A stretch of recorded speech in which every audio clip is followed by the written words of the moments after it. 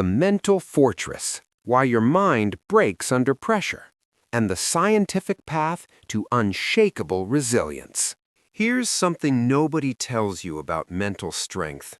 The people who seem unbreakable didn't start that way. In fact, research shows that most emotionally resilient individuals went through a specific transformation that changed how their brain processes adversity. And here's the uncomfortable truth. If your mind still crumbles when life gets hard, if criticism keeps you up at night, if setbacks derail you for days or weeks, you're missing one critical understanding about how mental fortitude actually works. Today, I'm going to walk you through the exact neuroscience and practical framework that separates people who bounce back from those who stay broken. And I need to warn you, some of what you've been told about building mental strength is not just wrong, it's actually making you weaker. Let's start with the biggest misconception that's holding you back. Most people think mental strength means you don't feel pain, you don't feel hurt, you don't feel overwhelmed. That's completely backwards. The strongest minds on the planet feel everything, sometimes even more intensely than others. The difference isn't in what they feel, it's in what happens in the 60 seconds after they feel it. There's a concept in psychology called affect labeling, where the simple act of accurately naming your emotional state reduces its power over you. When someone with a trained mind faces criticism, their brain doesn't suppress the sting, it processes it through a completely different neural pathway. They're asking different questions. While an untrained mind spirals into, "Why does this always happen to me?" or "What's wrong with me?" a resilient mind immediately shifts to, "What's the useful data here?" and "What's actually in my control right now?" This brings us to something called the locus of control, and understanding this will change everything about how you respond to difficulty. Imagine your mind as having two control panels. The external control panel manages everything outside your skin: what other people say, what they think, how they behave, whether opportunities come your way, whether you get praise or criticism. Here's the hard truth. You have zero control over this panel. Not limited control, not partial control, literally zero. Now imagine the internal control panel. This manages everything inside your skin: your thoughts, your interpretations, your reactions, your decisions, your effort, your attention. This panel, you have complete control over it. But here's where most people sabotage themselves. They spend 90% of their mental energy trying to manipulate the external panel, trying to control other people's opinions, trying to prevent criticism, trying to force outcomes. And they spend maybe 10% on the internal panel, the only one they actually control. Let me give you a concrete example of how this plays out. Let's say you pour your heart into a project and someone tears it apart publicly. The untrained mind immediately tries to control the external. How do I change their opinion? How do I defend myself? How do I make them take it back? How do I stop others from agreeing with them? Notice how all of that energy goes into things you cannot control. Meanwhile, the internal panel, the one you do control, is running wild. Your thoughts are spiraling, your emotional state is deteriorating, your decision-making is compromised, and you're not asking the one question that actually matters: what's my next best move given this new information? A mind trained in resilience immediately recognizes the external panel is locked. They can't control what was said, but they can control how they process it, what they learn from it, and what action they take next. This isn't about being passive or accepting abuse. It's about directing your finite mental energy toward the control panel you actually have access to. Now let's talk about why most people's resilience fails when they need it most. There's a concept called cognitive flexibility, and it's the difference between minds that adapt and minds that shatter. Rigid thinking patterns are what make your mind brittle. Here's how to identify if you have them. Do you catastrophize, turning setbacks into evidence of total failure? Do you personalize, believing that negative outcomes are always about your inherent worth? Do you use permanent language, telling yourself things will always be this way? These are cognitive distortions, and they're like cracks in the foundation of your mental fortress. Every time life applies pressure, these cracks widen. The reason some people seem unbreakable isn't because they face less pressure. It's because their thinking patterns don't have these structural weaknesses. Let me walk you through how to actually build cognitive flexibility. Start by auditing your automatic thoughts during stress. Most people have no idea what their mind is actually saying to them in moments of adversity. You need to become a neutral observer of your own thoughts. When something goes wrong, pause and literally ask yourself, what am I telling myself right now? Write it down, word for word. Most people are shocked when they realize how brutally they speak to themselves, how absolute and catastrophic their internal narrative becomes. Once you see the pattern, you can challenge it, not with toxic positivity, not with empty affirmations, but with evidence-based reframing. If your mind says, I always fail at this, counter with specific evidence. I succeeded last Tuesday. I improved by 30% last month. The word always is objectively false. You're not lying to yourself, you're correcting the distortion. Over time, this rewires your default thinking patterns. Here's where we need to go deeper into something most people misunderstand about emotional regulation. Your emotions are not the problem. Trying to suppress them or pretend they don't exist actually makes you less resilient, not more. There's robust research showing that emotional suppression leads to worse outcomes, more stress, and impaired decision-making. What resilient people do differently is they create space between the emotion and the response. Think of it like this. An emotion is a weather pattern moving through your mind. You don't control when storms arrive, but you can control whether you build your house to withstand them and whether you go outside and dance in the lightning. When anger arises, an untrained mind immediately acts on it. A trained mind notices it, acknowledges it, and then chooses a response. The emotion doesn't disappear, but it stops being the puppet master pulling your strings. Let me introduce you to a practice that sounds simple but is devastatingly effective. It's called the 90-second rule, based on neuroscience research by brain scientist Jill Bolt Taylor. When an emotion is triggered, the chemical response in your body runs its course in 90 seconds. That's it, 90 seconds. Everything beyond that is you choosing to restart the emotional loop by continuing to think the thoughts that trigger the response. This is revolutionary when you actually apply it.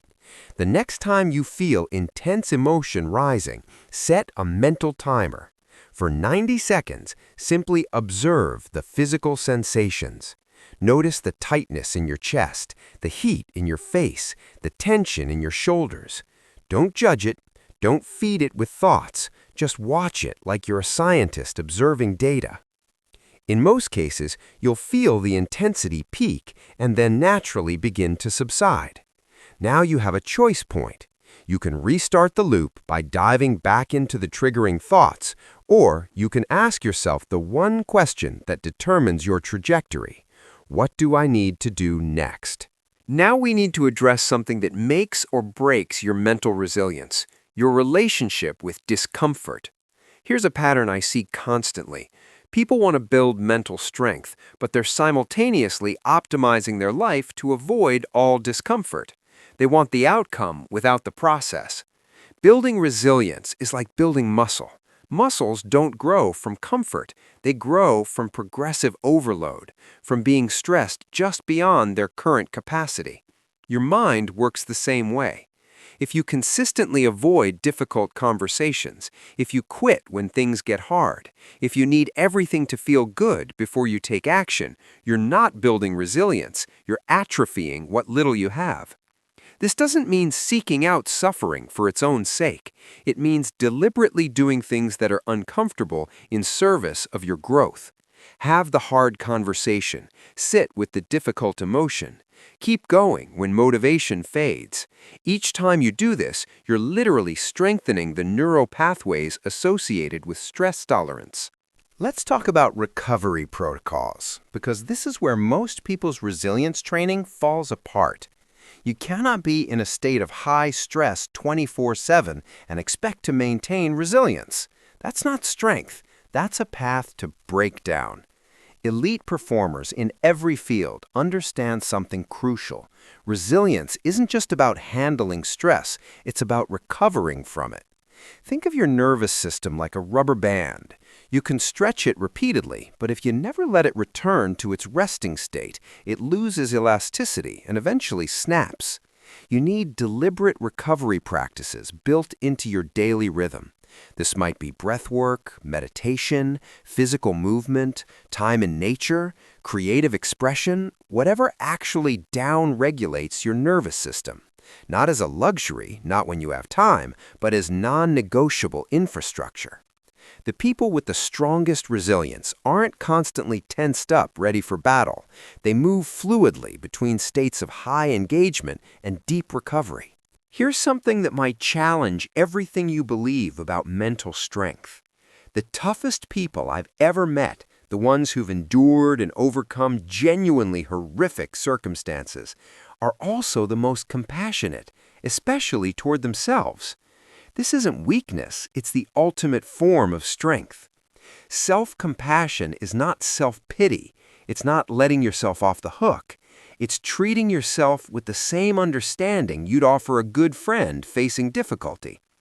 Research by Kristen Neff shows that self-compassion is actually more strongly correlated with resilience than self-esteem. Here's why. Self-esteem is fragile because it's often conditional on success, on external validation, on winning. When you fail, and you will fail, self-esteem crumbles. Self-compassion stays stable because it's not based on your performance, it's based on your inherent humanity. A self-compassionate mind says, "This is hard, and it's okay that it's hard. I'm struggling, and that doesn't make me defective. I'll do my best and accept that my best varies day to day." Let me give you a framework for practicing self-compassion that goes beyond empty platitudes. It has 3 components. First, mindfulness. Acknowledge what you're experiencing without exaggeration or suppression. Not, "This is the worst thing ever," and not, "I'm fine, everything's fine." Just, "This is painful right now. I'm disappointed. I'm worried." Second, common humanity. Recognize that struggle is part of the shared human experience. Not, "Why is this happening to me?" but "This is what it means to be human. Everyone faces setbacks. I'm not alone in this." Third, self-kindness. Speak to yourself like someone who wants the best for you. Not harsh criticism, not coddling, but supportive truth. Ask yourself, what do I need right now? What would help me move forward? What would I tell a loved one in this situation? This practice doesn't eliminate the difficulty, but it changes your relationship to it. You stop fighting yourself and start working with yourself. Now, let's address the elephant in the room. What about when life throws something at you that's genuinely overwhelming, something beyond normal stress? This is where we need to distinguish between resilience and tolerance of the intolerable. There are situations that require professional help, that require reaching out, that require acknowledging you can't handle this alone. That's not a failure of mental strength, that's wisdom. The strongest people know their limits and aren't too proud to ask for support. Building resilience doesn't mean you become impervious to all suffering. It means you develop the capacity to navigate difficulty more effectively and recover more quickly. But there's a ceiling to what any individual should be expected to handle solo. If you're dealing with trauma, with persistent mental health challenges, with crisis-level stress, the strong move is getting help, not white-knuckling through it. Here's your integration protocol, the daily practices that compound into genuine resilience. Every morning, before you check your phone, before you dive into demands, spend 5 minutes setting your internal control panel. Ask yourself, what's in my control today? What mindset do I want to bring to challenges? What's one difficult thing I'm willing to face today? Throughout the day, practice the pause. When you notice strong emotion or reactive impulse, take 3 deep breaths before responding. Create that space between stimulus and response. In the evening, do a mental review. Where did I handle difficulty well today? Where did I react from old patterns? What did I learn? This isn't about perfection. It's about awareness and gradual improvement. These practices might seem small, but they're like compound interest for your mind. Small, consistent deposits create exponential growth over time. Here's the final truth about mental strength that nobody wants to hear. You cannot think your way to resilience. You have to practice your way there. Reading about it, understanding the concepts, that's helpful, but it's not transformative. Transformation happens when you actually apply these principles in moments of real difficulty. The next time someone criticizes you, that's your laboratory. The next time you face a setback, that's your training ground. The next time you feel overwhelmed, that's your opportunity to practice everything we've talked about. Each moment of difficulty is either breaking you down or building you up. The difference is whether you're consciously using it as training. The unshakable mind isn't born, it's forged through thousands of small moments where you choose the harder right over the easier wrong, where you choose awareness over reactivity, where you choose growth over comfort. That's the work. That's the path, and that's what separates those who talk about mental strength from those who actually embody it.